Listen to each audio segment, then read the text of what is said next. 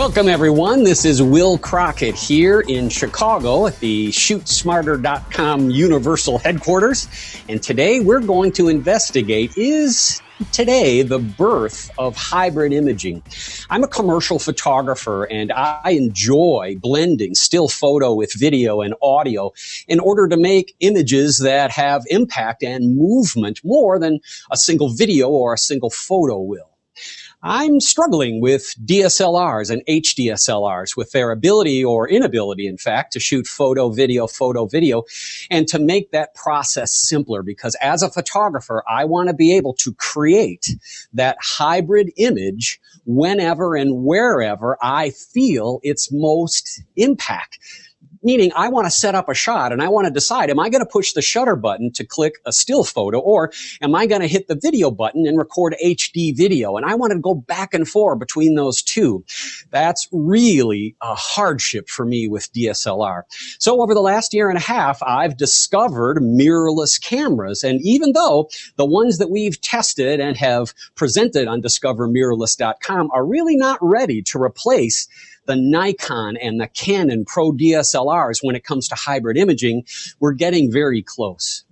Those of you that follow my writing on ShootSmarter.com know that we test a lot of equipment, and we're known as a rather trusted resource for, is this product right for me, or should I hold off on this product? Well, the mirrorless cameras, the mirrorless lenses, the continuous lighting, by the way, that goes with these cameras have evolved rather quickly.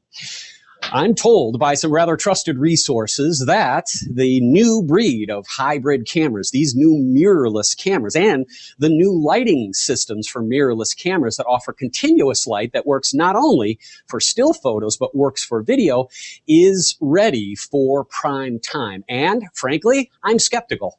The reason we're doing this event and doing this event live is to share with you when I'm learning at the same time.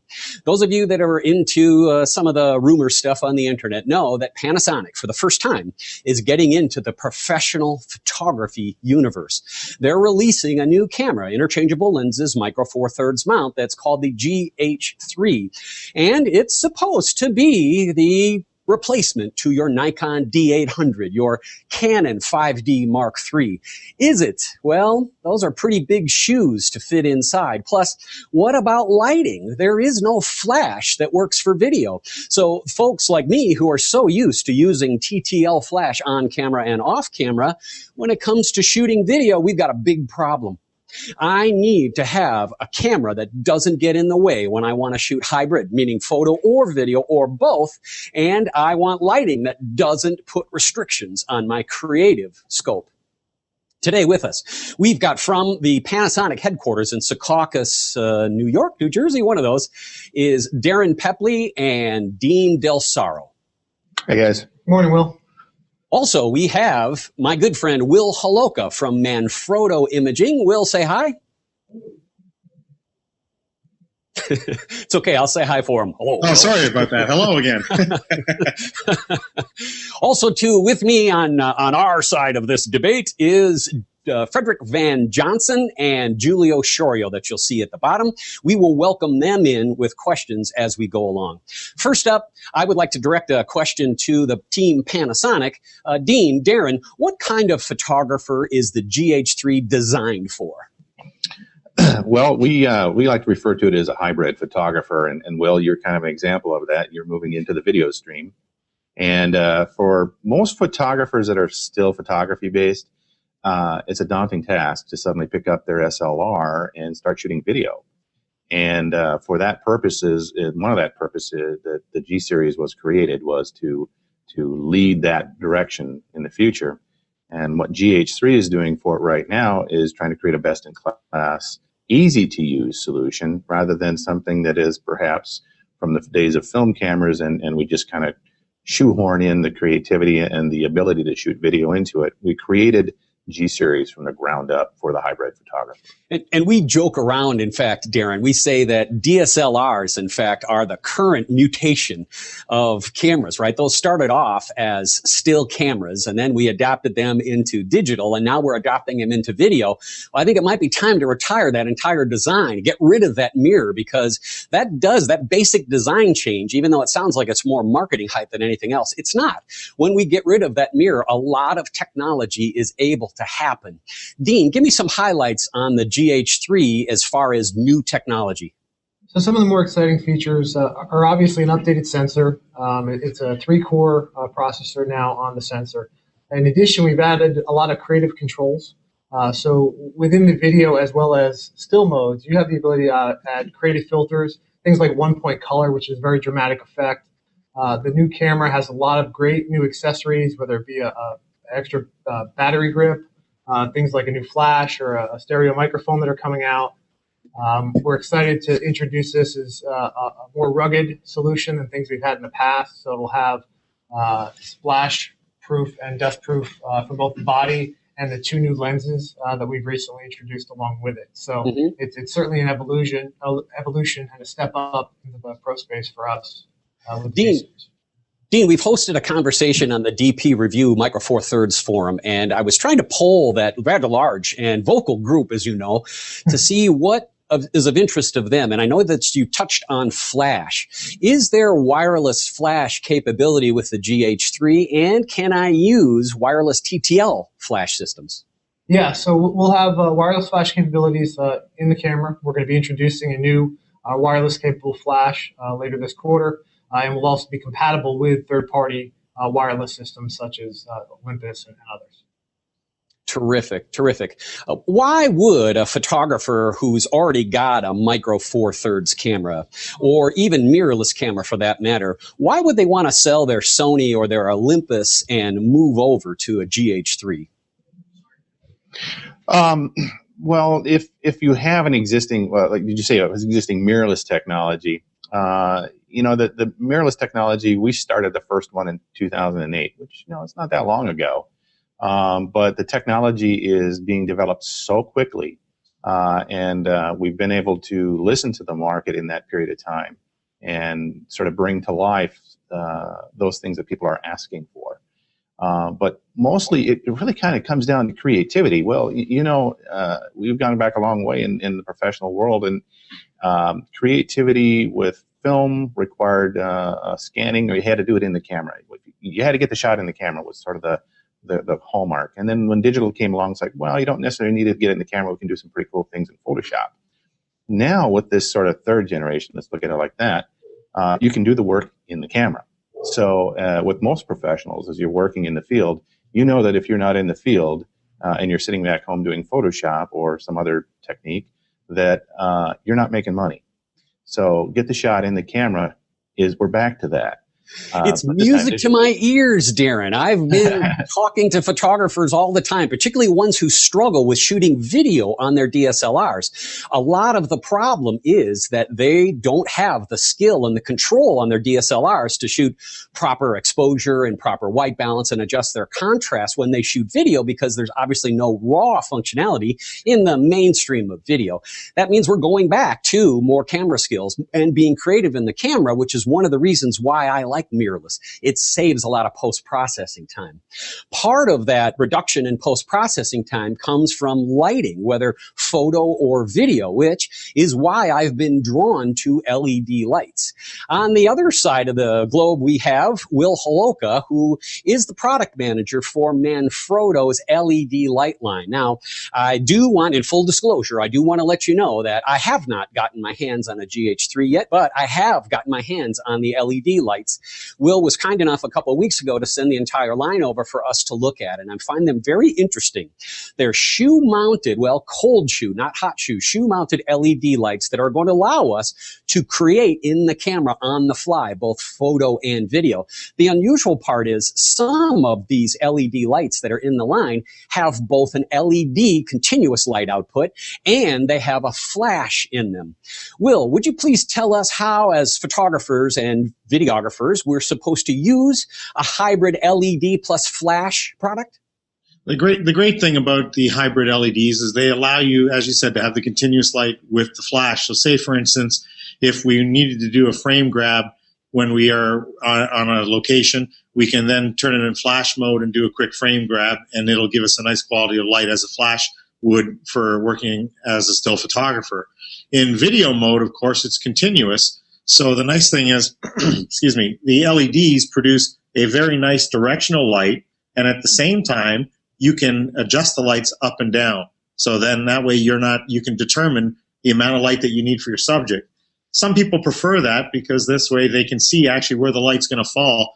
Whereas a flash, you have to pretty much guess or try to figure out where the light's going to go. You know, I noticed that the way to connect this LED light source, hybrid one with the flash built in it, to the camera is not through the hot shoe. I notice it does use a PC sync cord that goes from the bottom of the LED into the PC port or a PC port on your camera. How do you adjust that flash output in relationship to the LED?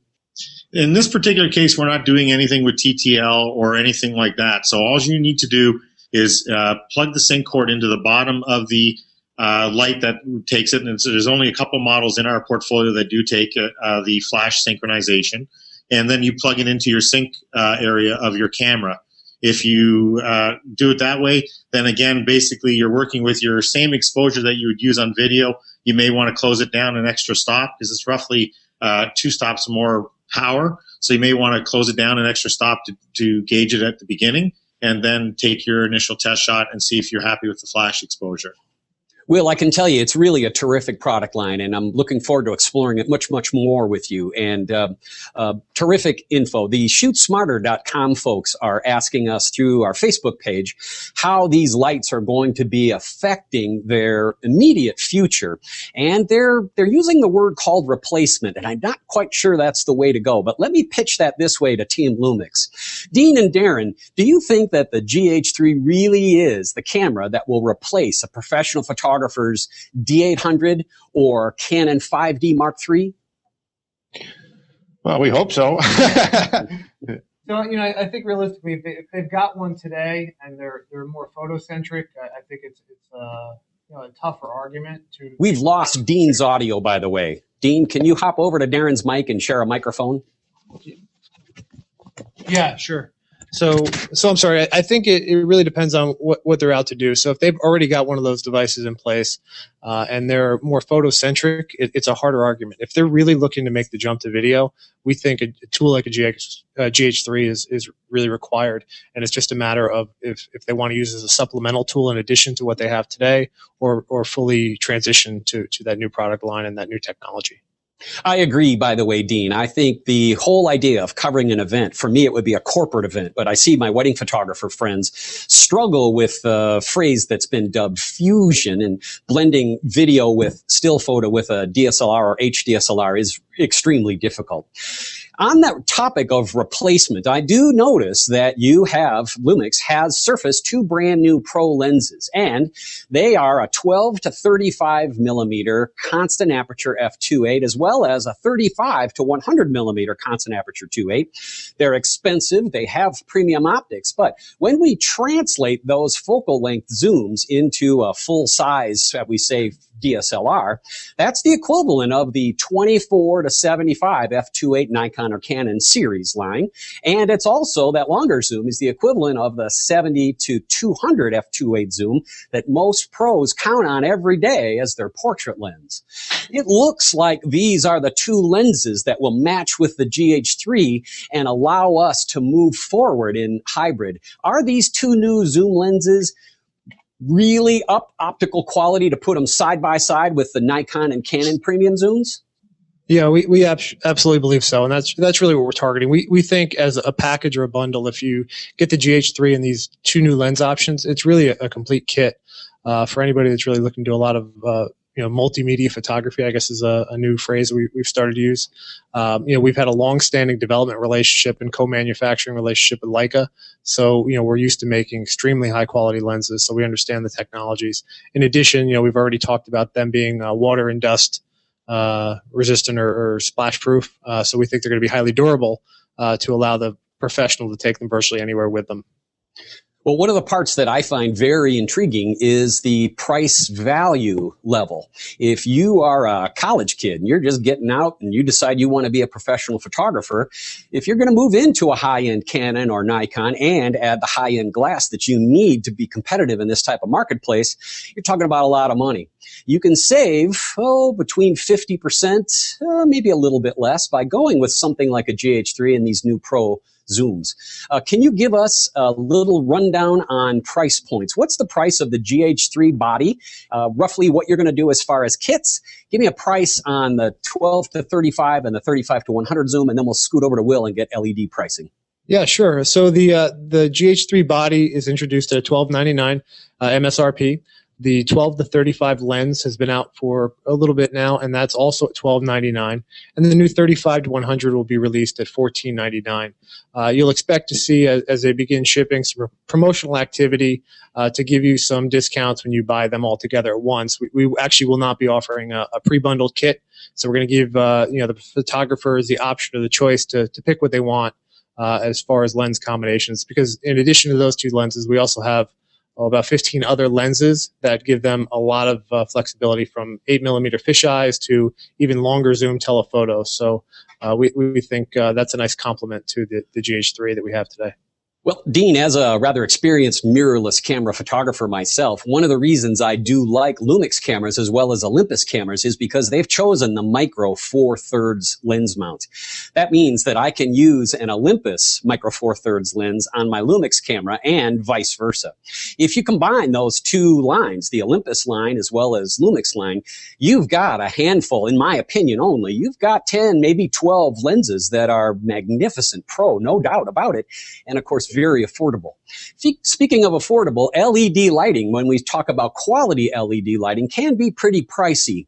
Will, give us an idea of what you got there for a product line and what those price points are in that display. Okay, we start with an entry-level LED light called an ML120, and the ML120 retails for around $49.99. And then we go as high as our ML840H, which you see on my left, your right, and that particular one is at $289.99. The great thing about these particular LEDs is they vary from obviously output or power, but they also have some features as you climb in our portfolio with built-in batteries, filter packs that can be added, and of course, controllable lighting with a dimmer switch. So I know from having these here that we've got the dim capability.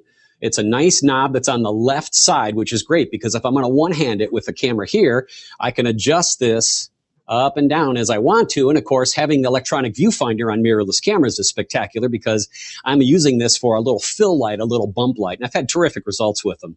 I also know here that the rechargeable battery inside, of course, is a great idea, and it does last a long time. The only thing that I'm missing, though, buddy, is this is not adjustable color. Any plans to be adding not only adjustable output power, but adjustable color temperature as well? Right now, the way we are doing the adjustable color is through a filter pack. So in some of the hybrids that we have a full tungsten conversion. We have a diffuser for just diffusing the light. And then we have what is called a quarter tungsten conversion filter. And yes, we are going to expand our portfolio of our lights so that we will get into additional type lights that will have color temperature capabilities in terms of being able to control. And then we also may get into some larger panels as well. So definitely this is our entry level into the LED lights, and we will continue to expand this part of our portfolio as LED becomes more and more popular. That's great to hear. We'll come back and we'll talk a little bit more about the technical aspects of the color of that light in a second. But as a pro, one of the things that I'm really interested in, and of course the folks on the DP Review Forum were super excited about, is wireless interactivity and connectivity with mirrorless cameras. It's been announced that the GH3 is going to have some pretty significant wireless Wi-Fi capability. Of course, there is ability to take most cameras and put in one of the iFi SD cards, either through an adapter or directly into the SD socket on the camera, and wirelessly move files. But as those pros who use that know, it can be a little slow and a little tricky to deal with. The built-in wireless Wi-Fi functionality of the GH3 has me intrigued. I know that there is an app going to be available soon that will allow me to do some really neat things. Darin, can you tell us quickly on what's the overview of wireless connectivity and Wi-Fi functions of the GH3 that would make a guy like me shooting pro Nikon gear sell that Nikon gear and move over to mirrorless? Well, yeah, it's true. The GH3 will have a Wi-Fi function. In fact, I don't know if you can see on the top of it, there's a little button that says Wi-Fi, a light that lights up. And it really, there are a couple features that we've introduced in prior cameras that we're taking to the next level. But you've seen a technology we call Lumix Link, which basically allows you to, with an iPhone or an Android-powered phone, link to the camera and remote browse, so you can see from your phone what's on the memory card. You can activate the camera, and if you use one of our power zoom lens technologies, which is also one of our X series lenses, you can zoom the lens, you can control the camera. It can also be utilized as a way to disperse your pictures should you want to send it out to social media streams. So you can preset the application on the phone to send all the to all your whatever streams that you have. In addition to that, it also you can use your phone as a backup source. So as you're taking pictures, you're also backing up your pictures. That sounds like a really cool set of features that I could see would work for a professional photographer as well as a weekend type of photographer, because one of the nice parts about moving to mirrorless cameras is they really are designed to help you show and share images much, much quicker. One of the things that we are really happy with bringing aboard here is our relationship with other educational websites. Of course, you can see me on shootsmarter.com and discovermirrorless.com, as well as the photo expert guy on GeekBeat TV. But with me now is Frederick Van Johnson, who is one of the best photo educator website guys that I know. He is a pretty solid dude and has been asking his audience at thisweekinphoto.com what they really want to know if they got a chance to ask the Panasonic as well as the Manfrotto guys what's up. So, Frederick, welcome. Hey, thank you. Thank you. First off, Panasonic and Manfrotto, congratulations on these new releases. I'm excited to get my hands on both of them and play around. But I have a question for each of you. The first one is for the Panasonic guys. So it's really exciting. I want to get my hands on this and play with this gear. But my audience wants to know, who are you targeting with these products? Like, for example, there's, this is kind of a two-part question, but, you have the photographers out there that are sort of mired and marinated in the DSLR world, and they have all that gear. And with the new announcements that have come out at Photokina this week with new bodies from your competitors, are you looking to woo those guys over? And if so, who of that crowd are you looking at? Are you thinking that this could be positioned at the wedding shooter, the fashion shooter, the sports shooter, professionals, amateurs? Who's it targeted at? Well, so yeah, that's quite a range of photographers. There are a lot of disciplines in photography. Everybody, yeah. And our goal really is to give the photographer a new tool. Mm-hmm. So we wouldn't say go out and throw away your old traditional DSLRs. Or for that matter, your medium format cameras. But certainly, this camera is small enough that it's a lot smaller than a Pro DSLR, a lot easier to carry around. And with all the lenses that are available for it now, it's become a very viable tool. Mm-hmm. So for that photographer that we basically call the hybrid photographer, in other words, a traditional photographer who is looking to add video to the work stream because his client is demanding it, this is the camera that you probably want to have in your tool bag. Whether that's sports, fashion, whether that is a wedding photographer, an event photographer, journalism. For example, photojournalism, we all know is very fast becoming a video world. Yeah. So with a camera this small, you can record really great video, store it all in the Wi-Fi network, and then while you're recording video, take 2 megapixel snapshots that you can upload to your office. So there are a lot of functionalities that a camera like this is going to bring to what we call the hybrid photographer. Yeah, and I also think that one of the great things about the format in general is the form factor. We've had professional photographers take these out on shoots, and because it's really relatively compact compared to particularly a professional camcorder or a full-size digital SLR with a large zoom lens, you can comfortably get in front of somebody and not be completely in their face or intimidate them. So they're more likely to open up and be comfortable. In addition, because of the articulating LED, you can also shoot from different angles where you don't have to have it up by your face. You can have it low, shooting at something, and make them more comfortable on camera as well. Now, from a marketing standpoint, do you guys see that, the whole size perception of you must have a giant camera with a big white lens on it in order to be perceived as a pro? And if you show up with a smaller, more compact camera, even if it is more capable, that people won't, it's just the overall perception issue. People will not perceive you as being capable because you're at a wedding shooting with this thing, and your Uncle Bob has a big camera and he must be a better photographer, and I'm paying you. So how do you combat that perception over size? Yeah, that's true. That is something that we have gotten feedback from professional photographers all over the world saying, I walked in with your camera, it was the best thing for the job, and I got fired. And well, how do you respond to that? So as a brand and as a company, we're launching a marketing campaign we call Changing Photography, and it is really what Panasonic brings to the table. So both educating consumers, professionals, through magazines, through what we do on the internet, we're going to be talking to people about what this change in photography is all about, and why smaller and lighter can be better. Yeah. If you need to pump up the size of your camera, we certainly do have a grip system here. You can add to the bottom of it. Makes it bigger if you need it. Hey, suddenly you're a professional with the grip on there. Darin, on that point, it used to be that any wedding photographer worth their salt used a Hasselblad or a Mamiya RB or RZ. Then, as digital came in, photographers said, do I spend 40 grand on a digital back for my Hasselblad, or do I spend $5,000 on a Pro DSLR?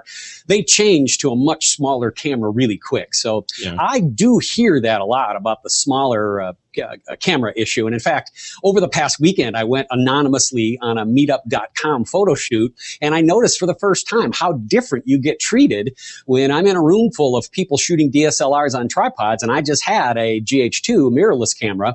There were some people there that looked at me like I was just some sort of tourist, and I thought that was really kind of funny. Yeah. And we also think at the end of the day, the images are going to speak for themselves. The videos are going to speak for themselves. So I think as we get more images and results out there, people really understand the benefits of this technology and how good they really can be.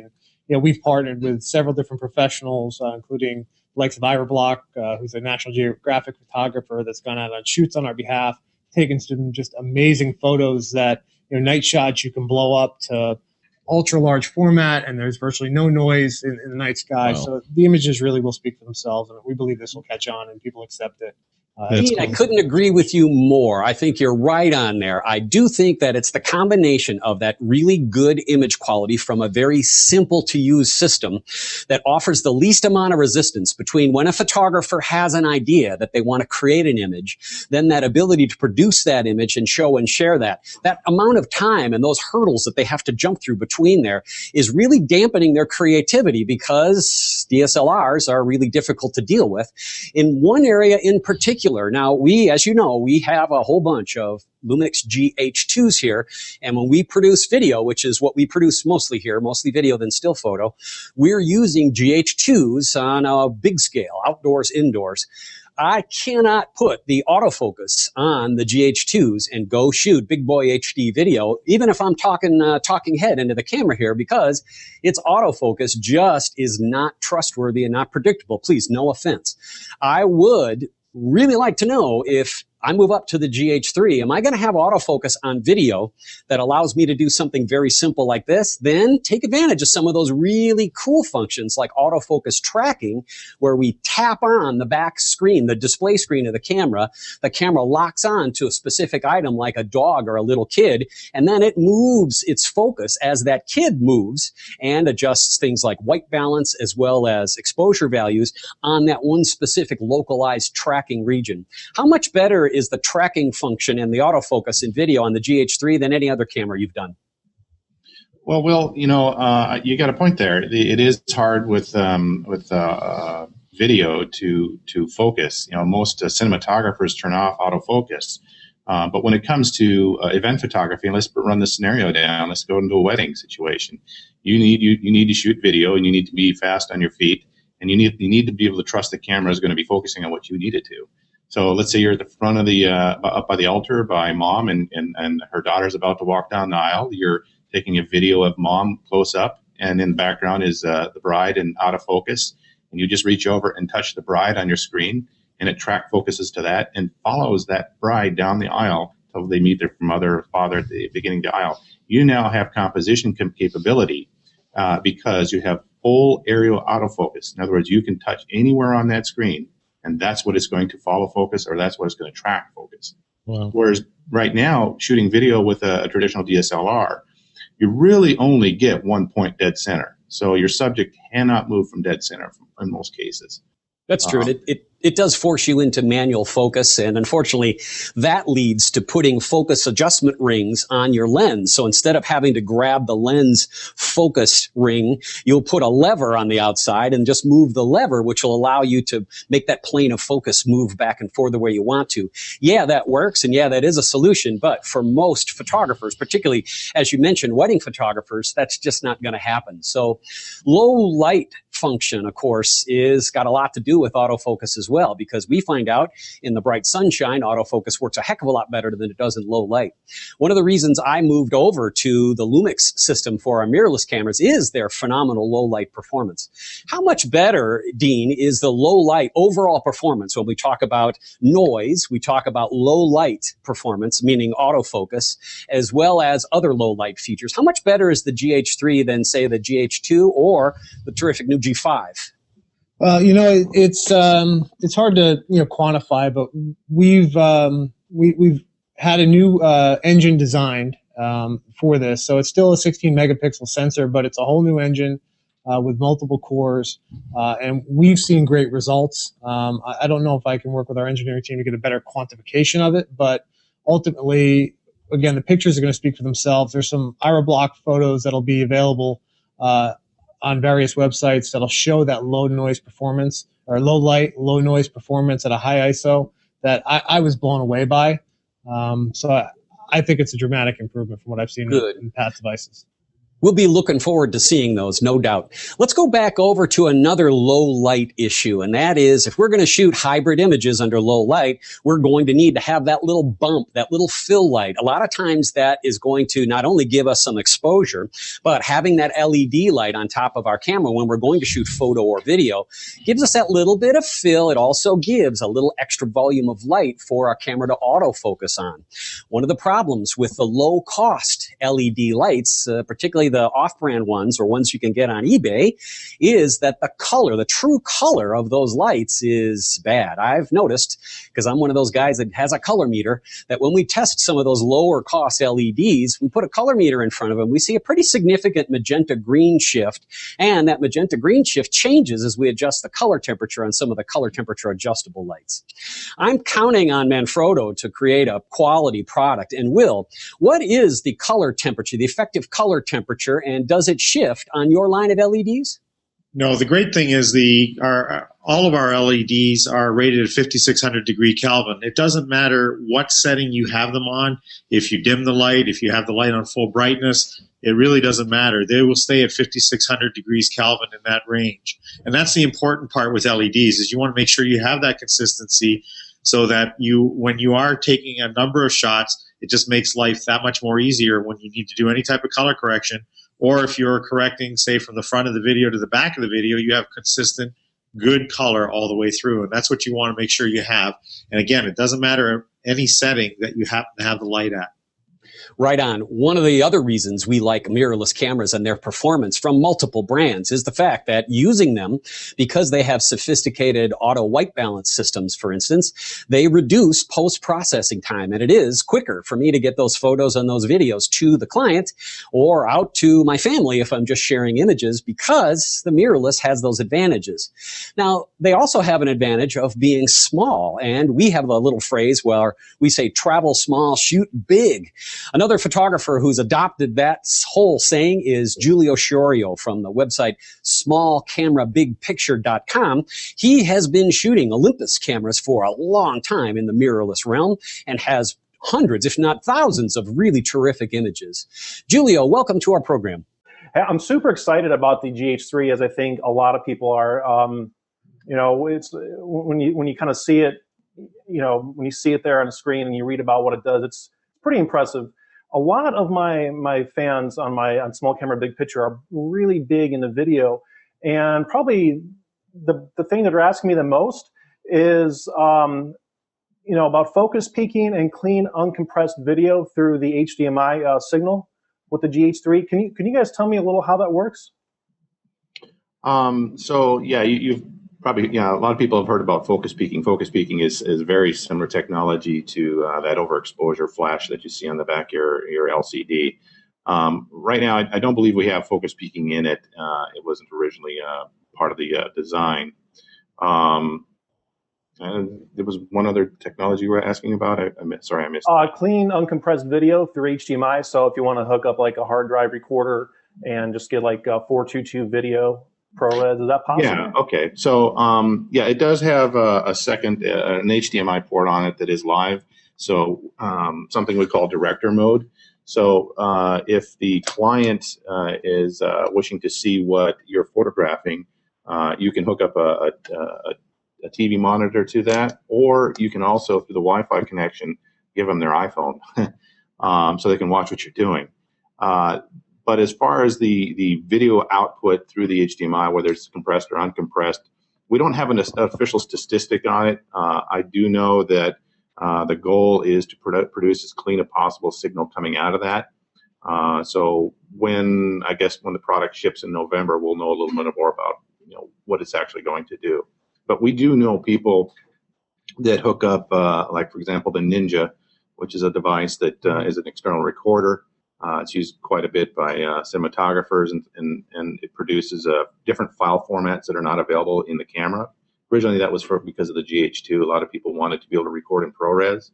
So you should be able to do that. As to exactly how clean it is, I'll wait to see. Okay, cool. In what ways is Panasonic going to allow third-party app developers to expand the GH3 either through apps or run directly on the camera or through like a Wi-Fi connection?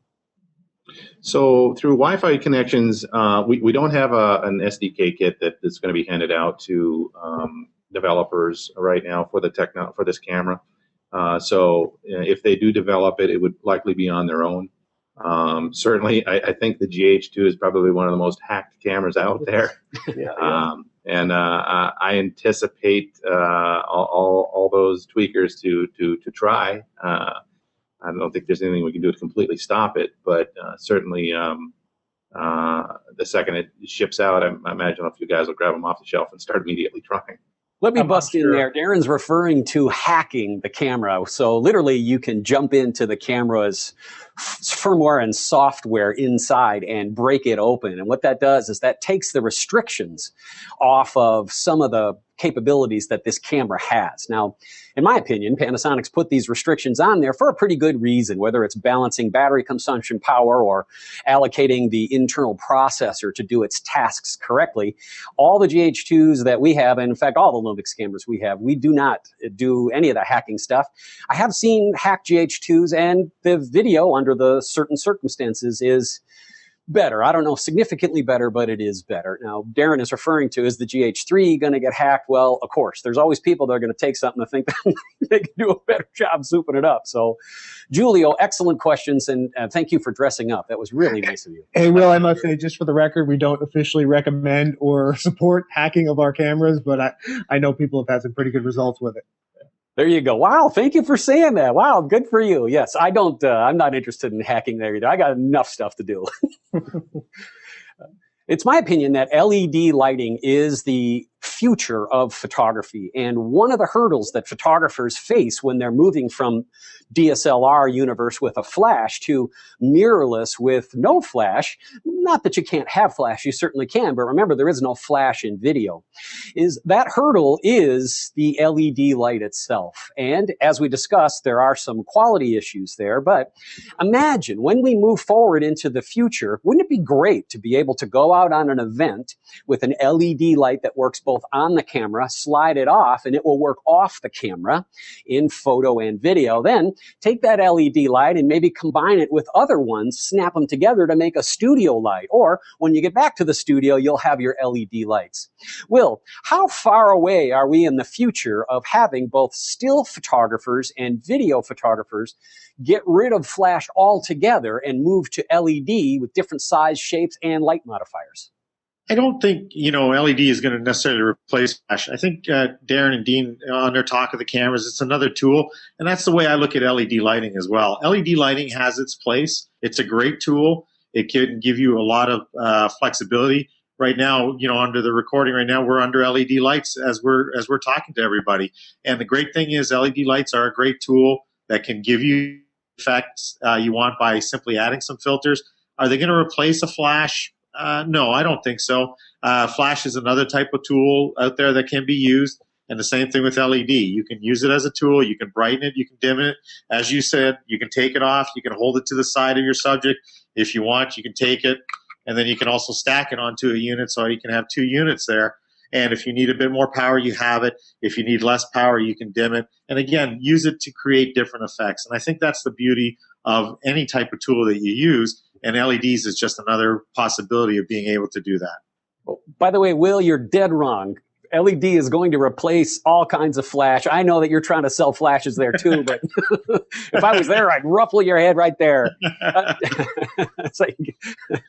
Darin, one of the things that you mentioned was the ability for the GH3 to shoot video and still photos at the same time. How big is that JPEG when you're shooting video?